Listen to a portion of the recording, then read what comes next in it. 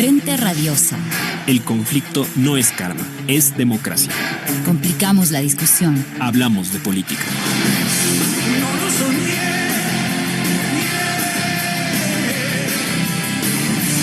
La gente en el figurón.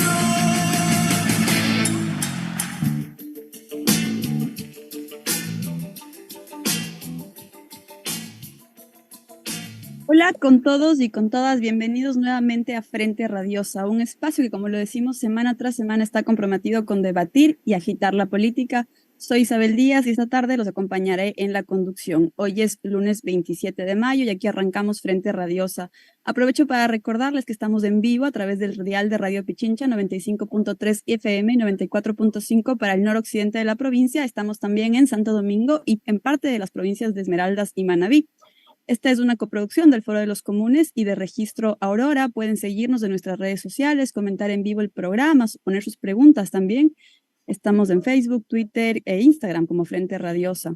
Aprovecho también, como lo hacemos cada semana, para mandar un saludo afectuoso a quienes hacen Línea Dura, medio de comunicación digital ubicado en la ciudad de New Jersey, quienes retransmiten este espacio radial para la comunidad migrante en Estados Unidos. Saludo y abrazo también a la coordinación técnica desde los estudios centrales y a todo el equipo de producción del programa.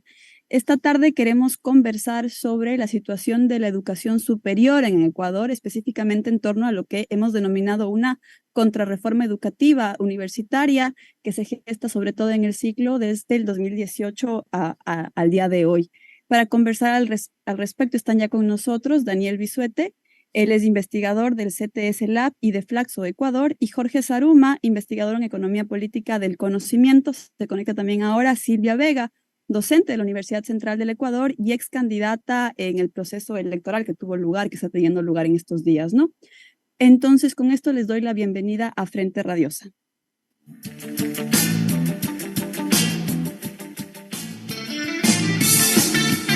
Política de frente, porque la política es cambio y conflicto.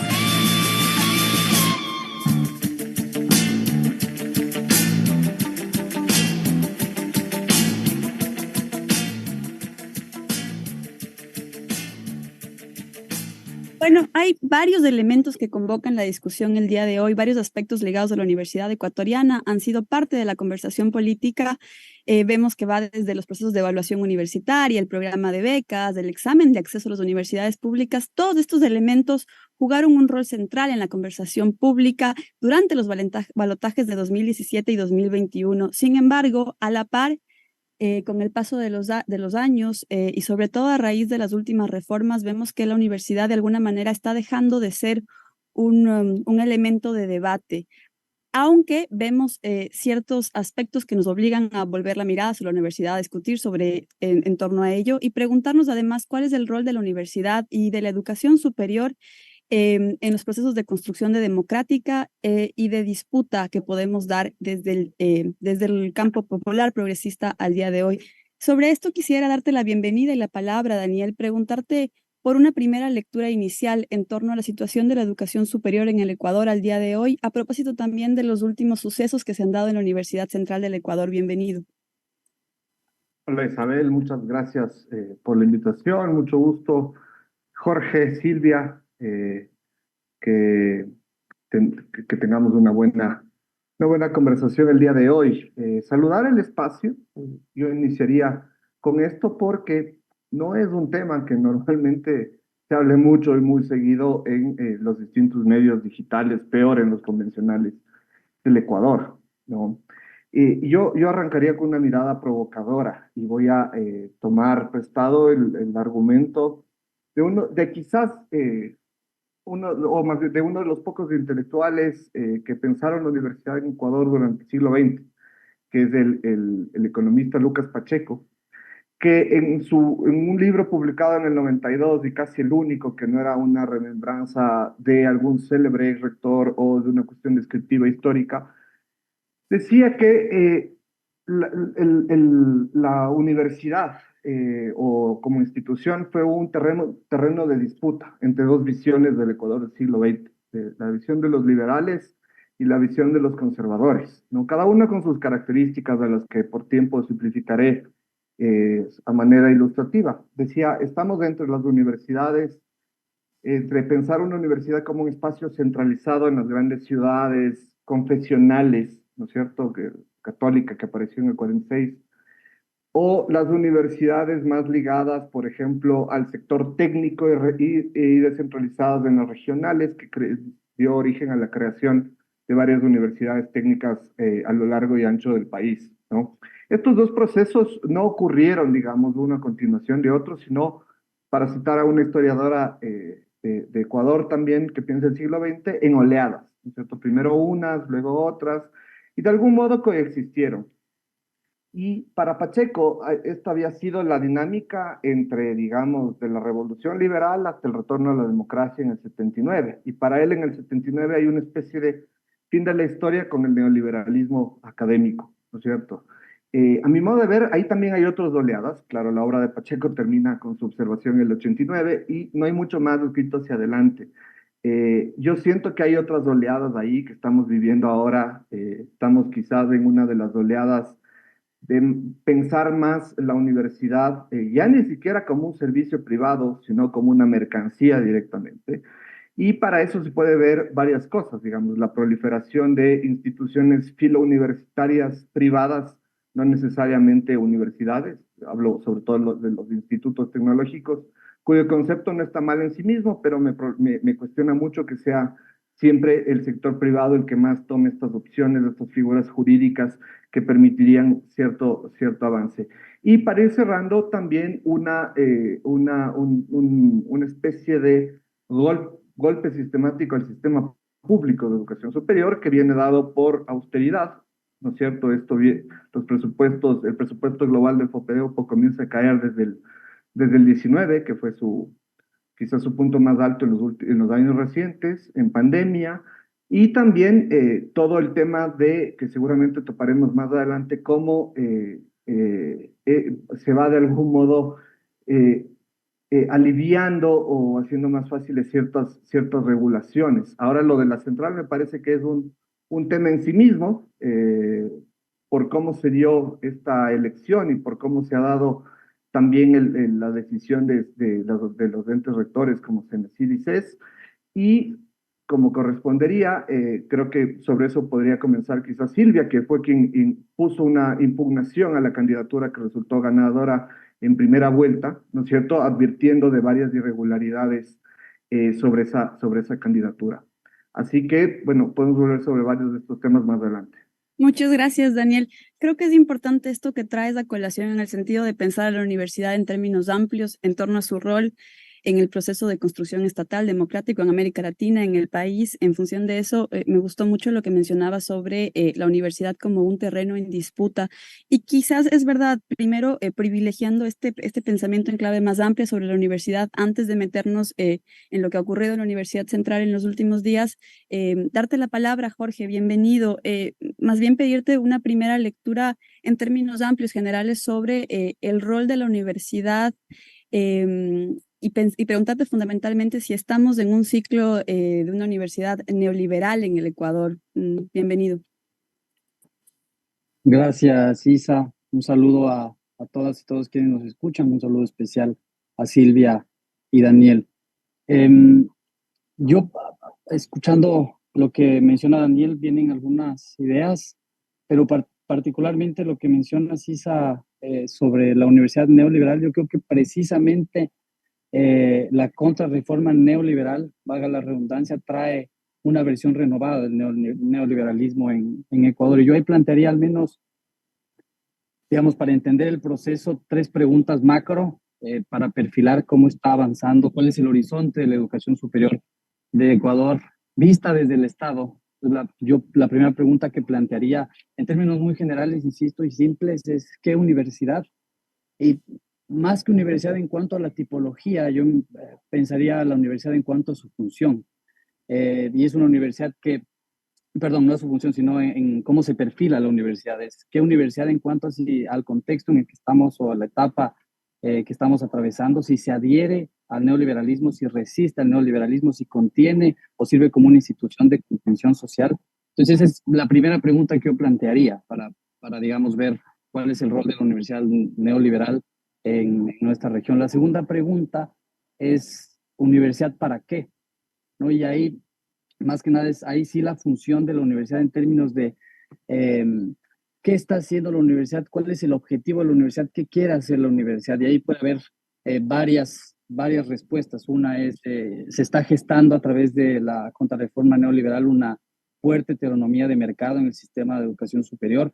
Puede haber una universidad para el desarrollo de las fuerzas productivas, una universidad de contención social, como mencionaba, o una universidad, por ejemplo, para el desarrollo nacional, ¿no? Incluso hablando en términos del sistema dominante, digamos, hablando en términos del modo de acumulación actual, una universidad que se adhiera sin reconocer las contradicciones y avance en ese sentido, que tampoco identificamos en Ecuador. Yo planteo estas dos preguntas y quiero conectarla con la tercera, que de cierta forma permitirá responder también las otras dos preguntas, que es la idea de cuál es el rol de las élites nacionales en el sistema de educación superior.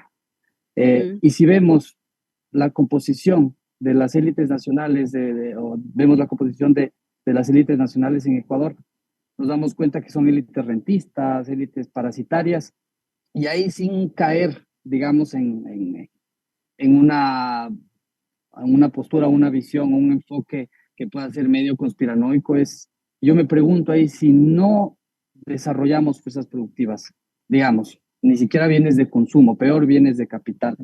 ¿Qué vendemos? Okay, ¿cuál es la función ahí de la universidad en cuanto a ciencia y tecnología? Yo lo pongo sobre la mesa, terminaríamos o seguiríamos vendiendo banano. Por eso digo lo de conspiranoico, hay cierto beneficio en términos de cómo se importa dependencia o cómo se establece, cómo se autosomete, cómo sostenemos y autosometemos desde la universidad, desde el Estado, en términos de la contrarreforma neoliberal, ¿no? Y cómo profundizamos en nuestra propia dependencia. Y ahí solo termino con esto, me acordaba ahora mientras mencionaba, hubo la CRES en Brasilia en marzo de este año y el representante del CES de Ecuador mencionó de su intervención que sería provechoso, deberíamos pagar con dinero público las matrículas en universidades privadas, ¿no? Entonces ahí se ve claramente cómo hay una fragmentación, cómo hay un aprovechamiento, digamos, por parte del sector privado en el sistema universitario. Como decía Daniel, y en unas palabras hay una hipermercantilización de la universidad donde todo se convierte en producto, todo se convierte en mercancía y en insumos. Insumos hablamos de estudiar, de profesores, de las plataformas digitales en el COVID, etcétera, y como resultado genera una mercancía que terminaría siendo el título. Gracias, Jorge. Silvia, bienvenida. Te hago esta pregunta. ¿Cuál es tu lectura sobre la situación del sistema de educación superior hoy por hoy en Ecuador? ¿Concuerdas con que asistimos a un momento de hipermercantilización de la educación? Y quizás también en función de eso, luego que nos cuentes tu experiencia en torno a lo que está sucediendo hoy por hoy en la Universidad Central. Bienvenida. Muchas gracias, Isabel. Hola, Daniel, Jorge. Un gusto estar con ustedes esta tarde. En realidad, yo creo que la universidad en el mundo entero y también en el Ecuador se ha transformado profundamente en los últimos 50 años, digamos, ¿no? Y asistimos ciertamente a una cierta homogenización de parámetros de construcción de la universidad como entidad, digamos, académica en el mundo entero, desde pues las reformas que se hicieron en Bolonia como para el sistema universitario europeo y para ir dándole una visión de qué es lo que debía ser y hacer la universidad en esta nueva situación, digamos, coincidiendo con justamente el auge del neoliberalismo.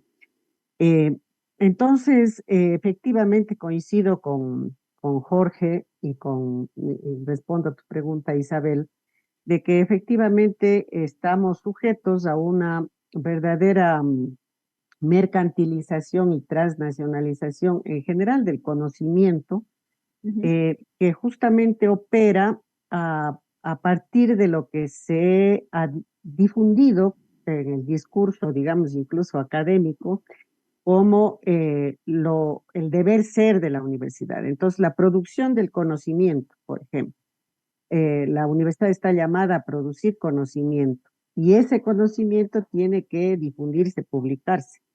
Entonces, ahora la disyuntiva es publicar o morir, digamos. Los profesores vivimos una presión impresionante de publicar, publicar, publicar, y claro, allí se dan un montón de malas prácticas porque reciclamos mucho, copiamos mucho, y sobre todo, digamos, en qué sentido mercantilizamos ese conocimiento que debería tener como propósito la solución de los problemas de la sociedad. Justamente las grandes empresas transnacionales de indexación, por ejemplo, de las revistas, que son empresas privadas, nos imponen, digamos, en dónde tenemos que publicar para estar en el top de los rankings, ¿no es cierto? Tanto a nivel de universidades como a nivel individual. Tenemos que publicar en revistas que aparezcan en Scopus, que aparezcan en Web of Science, y eso implica que además dentro de esas revistas que están indexadas en esas bases pagadas, que significa que cada universidad tiene que pagar un gran presupuesto para poder acceder a esas revistas que publican esas bases, para poder leer en la universidad lo que sus propios docentes han publicado en esas revistas. O sea, es un círculo realmente vicioso y perverso de mercantilización del conocimiento, porque yo para poder publicar en una revista de estas, Q1, Q2 y todas las guaraguas que le han puesto a este tema, pues tengo que esperar probablemente 2 años hasta que revisen mi artículo, tengo que seguramente escribir en inglés. Entonces, hasta que llegue de vuelta a mi país para resolver un problema concreto, lo que yo he investigado y escrito, ya pasaron 3 años, 4 años, y a lo mejor no mucha gente va a poder leerme, porque además, claro, muchas de las cosas que se cuestionan de ese tipo de situaciones es que justamente son bases que promueven mucho a sus propias revistas y entonces son calificadas porque citan artículos de otras revistas de esa misma red. O sea, se vuelve una cuestión de argollas, de endogamias bien perniciosas, ¿no? Sin embargo, tú escuchas este rato a los académicos y claro, a las propias universidades en todo el mundo, eh, colocando más puntos a los profesores para su ascenso, por ejemplo, en la categoría docente, porque ha publicado en la revista que está en la base Scopus Q1, Q2, etc. Entonces, todo esto nos viene desde esta última etapa, digamos, de 40 a 50 años, y lamentablemente en el Ecuador eso también está vigente desde más o menos los últimos 30 años, ¿no? Entonces, yo sí coincido de que en efecto, este momento hay un terreno de disputa en la universidad y en la academia a nivel mundial, porque ya hay muchas redes críticas que empiezan a cuestionar este tipo de cosas y empiezan a decir, no es por allí que la universidad tiene que aportar a un mejor mundo, a un mejor país, ¿no? Entonces, Gracias, Silvia. Me parece súper interesante esto que han traído a colación porque de alguna manera lo estamos viendo en términos globales y en ciclos grandes además.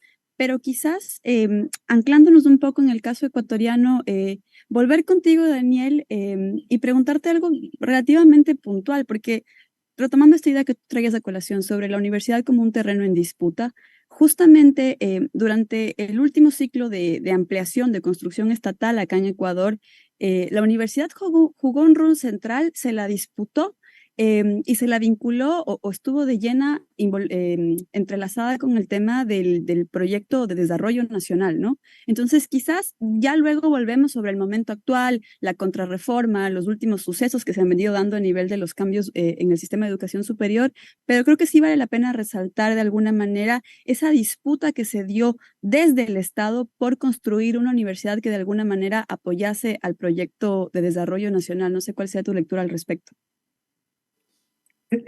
Para mí es una pregunta, y más bien, y también creo que es una pregunta que se puede responder desde el lugar que cada uno de las personas u organizaciones a las que se les da esta pregunta hayan tenido en el momento de la reforma. Porque efectivamente, si uno lee los documentos de planificación del Estado, la Constitución incluso, la Constitución de Montecristi, y también, digamos, sigue un poquito más del debate de la LOES aprobada en 2011. Hay una idea, en el fondo, que es el otro actor para el desarrollo, aparte del Estado, como estaba planteado en estos documentos que digo, son las universidades, ¿no es cierto? Pero precisamente porque su espíritu democrático, los legados de las reformas latinoamericanas, los procesos universitarios, los procesos internos y también, digamos, asomándonos a estas categorías de las nuevas sociedades, ¿no? De la información, del conocimiento, etcétera, etcétera. Entonces, de algún modo era lógico, en abstracto. Ahora, como esa reforma comienza a caminar, no con la aprobación de la LOE, sino con el cierre de universidades por parte de la Asamblea Nacional Constituyente, hace más de 10 años, se debe decir, y luego los procesos de evaluación, etcétera, etcétera. Y aquí, digamos, es donde la cosa se pone un poco más álgida, porque como todo proceso, como toda reforma, tiene ganadores esperados, ganadores no esperados, perdedores esperados y perdedores no esperados, ¿no? Entonces, no quiero hacer como un balance de la reforma, pero sí estoy de acuerdo con esta idea que dices, que la universidad ocupaba, al menos como espíritu, como leitmotiv de varios documentos y de varios procesos de política pública, un lugar clave en el desarrollo. Quizás un lugar más clave que otros actores sociales, como los gremios empresariales, como la empresa, etcétera, etcétera. Y esto no es casual porque, como dice Jorge, y como cualquier economista serio te puede decir sobre la economía ecuatoriana, tenemos unos patrones de producción, de exportación, de importación, que además generan una situación de dependencia, en donde se ve que la universidad no ha logrado mover el amperímetro, ¿no? Por así decir. Ahora, el asunto es qué pasa, qué pasa hacia adelante. Yo creo que algunas de las cosas que se intentaron hacer en la reforma eran buenas ideas que no se lograron hacer y otras que quizás no se lograron entender del todo o pensar del todo. Y aquí, claro, no me corresponderá a mí, sin ser autoridad universitaria, dar un término concluyente, pero sí como ex dirigente estudiantil en aquellos años, mencionar que había quizás aspectos democratizadores o aspectos igualadores de oportunidades que quizás no fueron tan conversados en la opinión pública, quizás porque en muchos casos se convirtió en una confrontación entre Estado y los delegados del Estado versus ciertas autoridades.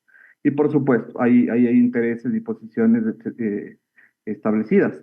Lo que sí me parece a mí que es cierto es que sí había una congruencia, amén de que pensemos si eso era lo más adecuado por la universidad o no, con esta idea general del desarrollo. Yo siento que a partir del 2018, con la reforma de la LOES en el gobierno del expresidente Moreno, reforma aprobada con votos de todos los partidos, valga la pena decir, sí hay una especie de, vamos a reformar una cosa aquí, una cosa acá, un poco para pacificar los conflictos del campo, un poco para cosas con razones técnicas, otras cosas un poco tal, un poco no tan técnicas, pero sí siento que esta reforma no logró tejerse de modo tal que proponga un modelo alternativo, una idea, un modelo que sea congruente, consistente, al menos en abstracto, ¿no es cierto? Y que dejaron más bien la puerta abierta a que sucedan ciertas cosas. Solo para cerrar, ejemplifico una cosa, por ejemplo, de facto con esa reforma legal y luego por cómo se administra la reforma de la LOES en el Consejo de Educación Superior, se elimina la igualdad ante la ley de todas las universidades. Y ahora la Universidad de las Fuerzas Armadas, por ejemplo, puede no cumplir los requisitos para establecer sus rectores, su rector, los requisitos establecidos en la LOES que todas las universidades deben cumplir.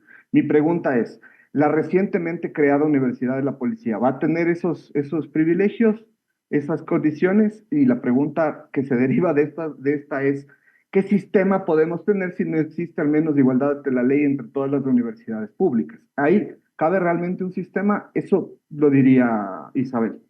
Muchísimas gracias, Daniel. Jorge, voy contigo antes de irnos a la pausa y plantearte esta pregunta extendiéndolo un poco. Por un lado, ¿cuál fue el proyecto universitario que se construyó, sobre todo en la época de la Revolución Ciudadana, esos 10 años de expansión estatal desde Montecristi en adelante? Y frente a ello, ¿cuál es la contrarreforma de la que hablamos hoy por hoy?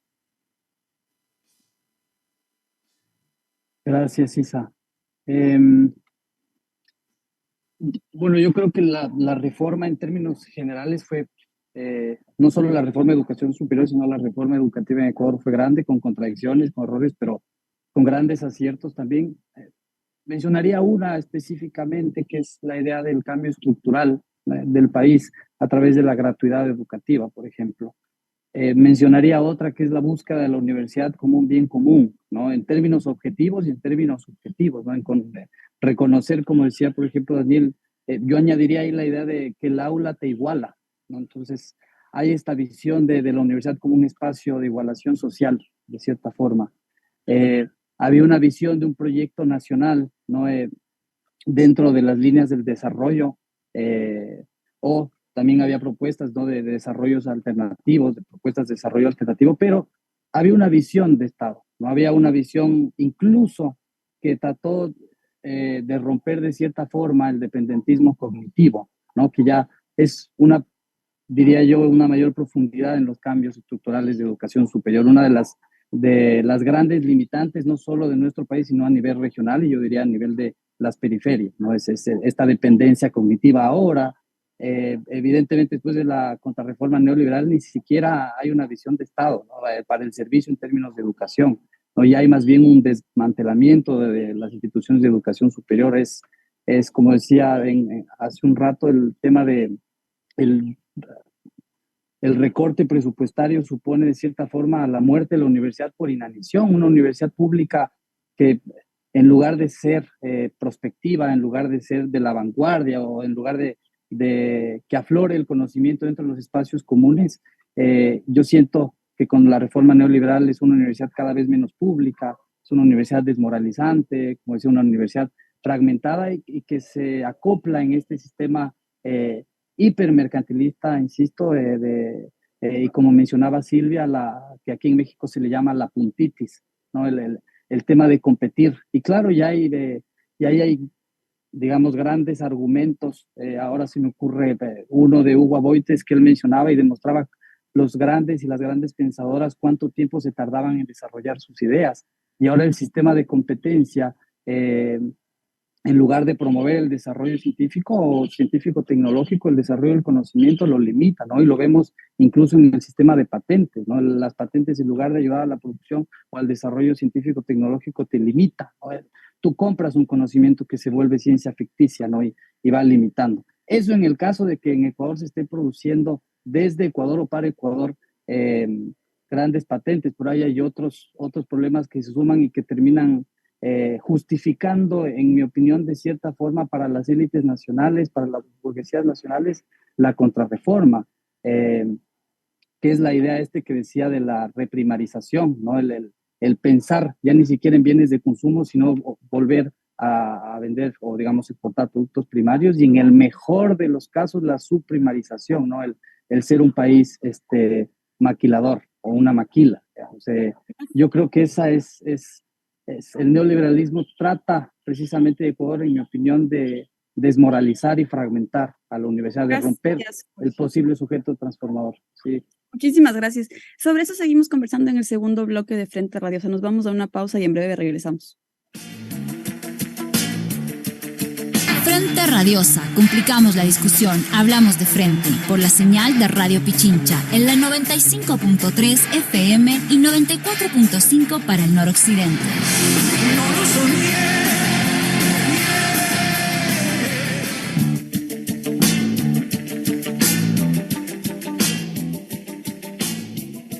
Seguimos con más de Frente Radiosa. Estamos conversando sobre el rol de la universidad en Ecuador y a nivel global, incluso diría yo.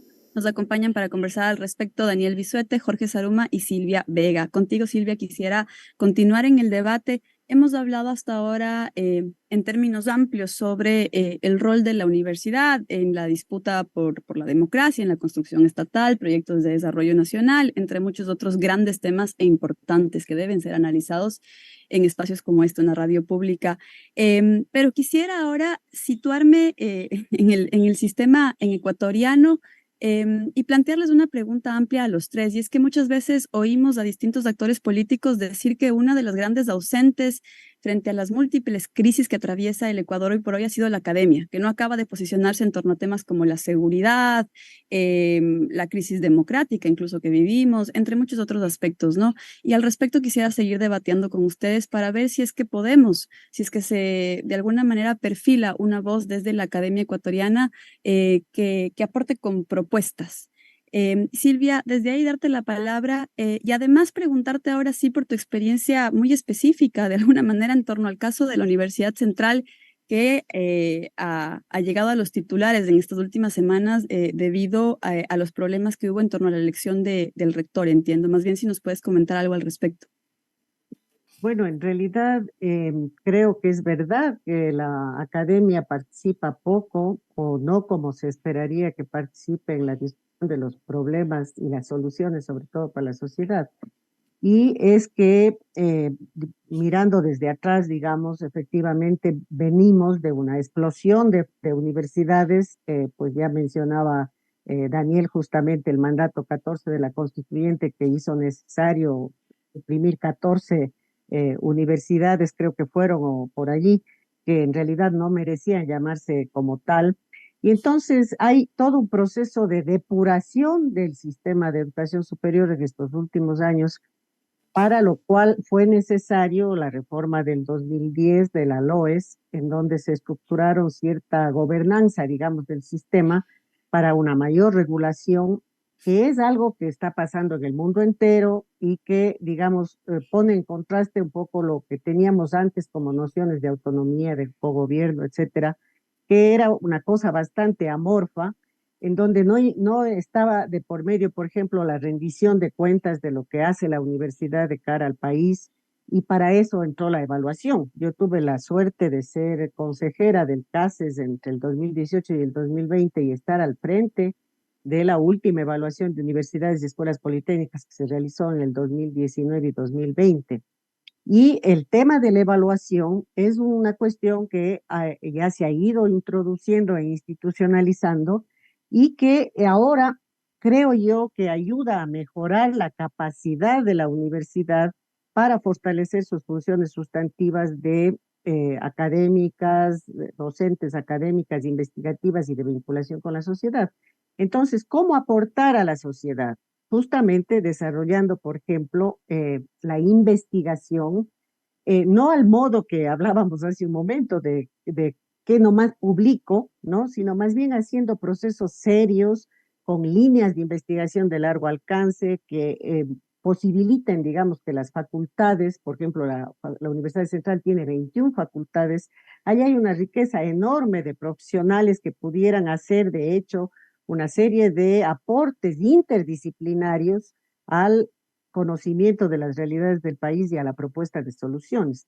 Entonces, la Universidad Central empezó a tener esa línea de fortalecimiento de la investigación. Creo que en general varias universidades del país han estado haciendo sus esfuerzos en ese sentido, pero es algo que hay que fortalecer mucho más, pero desde la perspectiva correcta, es decir, investigar para proponer soluciones al país y no para tener más puntos en mi currículum para poder ascender como docente. Entonces, yo creo que, por ejemplo, en ese punto, la reforma del 2018 para el tema de calidad, partiendo de la propia definición del concepto de calidad, que ciertamente aplicado, un concepto que es más bien empresarial, aplicado al tema de educación superior, es bastante polisémico. Cada quien entiende de diferente manera lo que sería la calidad del sistema de educación superior. Pero antes, con los modelos de evaluación que teníamos antes, poníamos demasiado énfasis en ciertos aspectos y muy pocos en otros. Por ejemplo, el tema de vinculación con la sociedad estaba con 1%, creo, en los estándares de la evaluación. Entonces, la reforma del 2018 planteó un mayor equilibrio entre las funciones sustantivas, entendiendo que una buena docencia se nutre de la investigación y una buena investigación se nutre de la vinculación, y hay una interrelación donde ninguna es más importante que otra. Quizá fue importante hacer este énfasis, digamos, en el 2010, cuando las universidades todavía estaban con poca experiencia en investigación, para que realmente investiguemos. Las becas, en fin, fue una buena iniciativa en ese sentido, pero eso tiene que ahora, en el nuevo momento, equilibrarse, y esto sí lo hizo la reforma del 2018, que en cambio en otros aspectos fue una reforma que posibilitó muchas ventajas, digamos así, para la universidad privada. Por ejemplo, en cómo darle espacio para su gobernanza interna con los consejos de regentes, etcétera. O sea, yo creo que esa reforma del 2018 tiene de cal y de arena, digamos, ¿no? No hay como verlo globalmente como mala o como buena, sino que hay que mirar, digamos, los aspectos que han ayudado al sistema, ¿no? Y yo diría que esta nueva forma de entender la evaluación, además no como una auditoría de un policía estatal que viene de afuera a castigar o a poner mala nota a las universidades, que era un poco la visión que había de la evaluación antes con el CEACES, cuando se transforma al CASES y se pone el tema del aseguramiento de la calidad como eje, que es algo más interno, que es cómo va cambiando la propia cultura institucional para ir mejorando, simplemente con miradas externas eventuales de las evaluaciones externas, pero que el énfasis está depositado en la propia institución. Entonces yo creo que en ese sentido hubo cambios importantes que ahora entiendo se han consolidado y que sí le van dando a la Universidad Ecuatoriana una mayor posibilidad de institucionalización y de mejora. Cuestión que corre el riesgo de perderse, digamos, con autoridades como las que están recién designadas en la Universidad Central, que no están privilegiando los temas académicos y investigativos, sino que están dando cuotas políticas, digamos, y poniendo personas en las distintas entidades que tienen que dirigir estos procesos académicos porque están pagando cuotas, digamos, a sus coidearios, Quizás, ¿no? Silvia, sobre esto último y de manera muy, muy breve, pero para que la audiencia pueda enterarse sobre lo que ha ocurrido recientemente en la Universidad Central, ¿cuál es el conflicto? ¿A raíz de qué se da todo esto?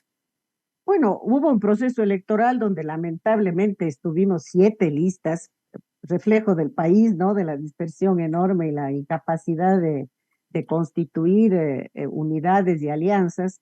Y en ese proceso electoral, pues dirigido por un consejo electoral, presidido por un militante político del partido que apoyaba al doctor Espinosa, se dieron una serie de ilegalidades. Fueron impugnadas, como ya lo decía Daniel, en el propio proceso y que no tuvieron salida en ese marco y por eso ha tenido que recurrirse, digamos, con otros actores ahora al Consejo de Educación Superior que está este momento resolviendo, entre comillas, la problemática de Gracias, ilegalidades que se dieron, ¿no?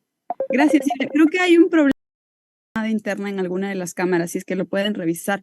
En todo caso, seguimos con el debate. Jorge, te quería hacer la misma pregunta. En tu opinión, ¿ha sido la universidad, la academia, los y las académicas han sido una voz ausente de cara a las múltiples crisis que atraviesa el país hoy por hoy? ¿Hemos oído voces críticas de aporte que nos permitan de alguna manera dotar de sentido al momento actual del país o extrañamos esas voces críticas?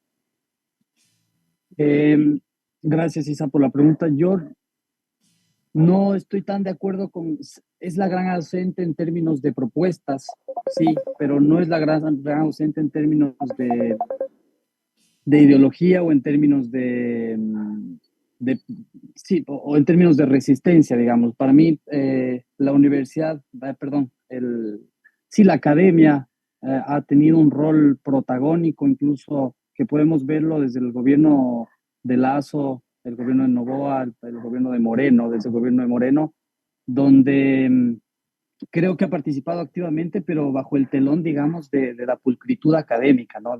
Que también está nutrida de ideología, ¿no? La idea de esta pulcritud, de esta legitimidad que tiene la academia para supuestamente apoyar o no. Yo creo que el silencio, de cierta forma, ha sido muy estruendoso, digamos. Además, y uniendo precisamente a la ausencia, digamos, de la academia en términos de propuesta, yo creo que es evidente, digamos, el rol que cumple la universidad en la región y cómo la nueva ola, o digamos, la contrarreforma neoliberal que como mencioné, creo que es en términos regionales, No es fortuito que Milei, no es fortuito que Bolsonaro, no es fortuito que Moreno, que Lazo, Noboa hayan reclutado o busquen el asedio a la ciencia. Yo creo que ahí hay una relación muy clara en cuál es el rol que puede cumplir la academia en términos de exponer, alejándonos de las subjetividades de la verdad, esta cuestión de al menos de un contenido que pueda ser rectificado, ¿no? Y cómo ese contenido puede tener una expresión concreta. Termino con esto, por ejemplo, desde la academia podemos entender que el modelo económico que propone Milei es ciencia ficción, ¿no? Pero particularmente el silencio de la academia en términos de propuesta, diría yo, legitima, ¿no? Esta ciencia ficción que está estableciendo Milei. Muchas gracias, Jorge. Dan, te doy la palabra. ¿Cuál es tu lectura al respecto? ¿Qué rol ha tenido la academia, las voces de los y las académicas de cara a la crisis que vive el país hoy por hoy? ¿Vemos un silencio estruendoso, como decía Jorge, o también esto, ¿no? De alguna manera, voces que han ayudado a legitimar el giro neoliberal en Ecuador? Yo diría, se me ocurren cuatro enfoques para responder esa propuesta. Y como dijeron Silvia, Jorge, de algún modo, la academia está, siempre está, digamos, porque la academia cada universidad digamos, tiene sus propios, es una institución en sí mismo, es decir, ahí como somos varios estamentos los que conformamos la universidad, docentes, estudiantes, autoridades también. Siempre está de algún modo en los problemas nacionales. Yo siento que quizás donde más su ausencia se siente, históricamente, al menos en los años que tengo de vida y también los años en el tema, siento que hay dos tipos de acciones donde se le siente mucho su ausencia. Que es esto que menciona Jorge, ¿no es cierto? Cómo la universidad contribuye al desarrollo económico en clave productiva, inclusiva y de desarrollo. Quizás sí se siente poco la voz de la academia en los procesos productivos, técnicos, etcétera, etcétera, ¿cierto? Y siento que también hay una ausencia de la academia en los problemas mediatizados al corto plazo. Esto quiero decir, no es culpa solo de la academia, sin duda hay responsabilidad, pero digamos, también tenemos una cultura política y una institucionalidad que es muy proclive al tema de coyunturas o de respuestas rápidas, ¿no es cierto? Siendo que eh, eh, también estructuralmente pueden generarse condiciones para que no se oiga la voz de la academia. Estoy pensando en los procesos de producción de política pública, de deliberación en la Asamblea Nacional de Producción Legislativa, de políticas de largo aliento, de mediano aliento, de pequeño aliento, etcétera, etcétera. Siento que esto también es posible porque perdemos de vista que la universidad sigue siendo de algún modo una especie de incubadora de movimientos sociales. Cuando uno revisa las trayectorias de autoridades públicas, de políticos, es bastante usual encontrarse con algún modo de acción colectiva, de participación colectiva en su etapa universitaria, ¿no? Y esto es un tema en sí mismo, sobre el cual no quiero profundizar. Pero también hay ciertos golpes estructurales globales, por ejemplo, ¿cierto? Y aquí quizás para hablar eh, de este momento de digitalización forzosa que tuvimos en la pandemia, ¿no es cierto? Todo puede ser sustituible por lo digital, casi con la excepción de la sociabilidad como la conocemos hasta hoy. Entonces, una de las preguntas que yo hacía algún momento es, ¿cómo digitalizamos el recreo en la educación media? ¿Cómo digitalizamos la conversación de pasillos para la investigación y para la vinculación, para las misiones de la universidad? ¿No es cierto? Eso no necesariamente se puede. Y esto ya no responde solo a lo que pasa en Ecuador o al sistema universitario, sino también a cambios globales. Y cierro con una de las cosas que a mí me ha parecido más complicadas y tristes, con varias excepciones con las cuales incluso hemos compartido espacio aquí mismo, en este mismo programa hace meses y años. A mí me parece que sí hay un problema con el tipo de autoridades universitarias, ¿no? Esto que menciona Silvia es una historia que ya se vivió hace varios años en el conjunto del sistema, públicas y particulares. Y a mí sí me parece que a pesar de que hay requisitos de más alto rendimiento académico, también de perfilar mejor el rol del académico en el rector y no solo como una representación política o una función administrativa. Creo que todavía nuestras autoridades, sistémicamente digo, eh, no son lo mejor que puede dar la universidad. Y para mí el indicador es clave. Yo recuerdo que alguna vez hice un seguimiento de las propuestas de reforma a la LOES aprobada en el 2011 hacia adelante, y muchas de las intervenciones de los rectores eran aligerar requisitos. No en el sentido en el que Silvia plantea, ¿no es cierto?, un nuevo modelo donde la investigación, la vinculación y la docencia se articulen de modo más virtuoso, sino menos requisitos para rector, más facilidad para presupuesto, etcétera, etcétera. Y en algún punto se quejaban también de una reforma al sistema de contratación pública en las universidades públicas. Pasó a la reforma del 18 y eso como que ya dejó de ser un problema, como que eso ya ahora sí no pesaba. Entonces, yo sí siento que nuestras autoridades universitarias, que son quizás a quienes entendemos por academia en la opinión pública, sí todavía no son lo mejor que tiene el sistema, porque como dice Silvia, sí hay cosas que se hacen y se han hecho en la universidad ecuatoriana, latinoamericana y mundial. Muchas gracias, Daniel. Nos acercamos ya a la recta final del programa, entonces sí quisiera enfocarme sobre los desafíos para la Universidad Ecuatoriana al futuro, ¿no? Preguntarles, en tu caso, Silvia, ¿cómo se piensa la Universidad Central, la Universidad Pública Ecuatoriana en el momento actual del país, pero también en su desarrollo en el corto, mediano plazo? Quizás me gustó mucho una idea que surgía por ahí en torno a la idea de que el aula iguala, ¿no? Entonces, desde ahí pensar cómo los distintos procesos y actores que atraviesan a la universidad pública, a la Universidad Central, están articulándose y encarando estas agendas de desafíos como el tema tecnológico que mencionaba Daniel, la crisis de seguridad, entre los muchos otros problemas y oportunidades también que afronta el Ecuador hoy por hoy. Bueno, yo creo que, por ejemplo, en este proceso reciente que tuvimos de elecciones en la Universidad Central a los 5 años de la anterior, digamos, hubo un interesante efecto que fue la necesidad de que pudiéramos pensar la universidad en nuestros planes de trabajo. Lamentablemente, el propio Consejo Electoral se opuso a que hubiera un debate oficial de los candidatos, por ejemplo, cuestión que parecería, pero sine qua non en un proceso democrático. Fueron los estudiantes de medicina de la Asociación Escuela de Medicina los que organizaron un debate, al que no fueron, por cierto, bueno, creo que estuvimos la mayoría de candidatos, pero no estuvieron todos, pero no era un debate oficial.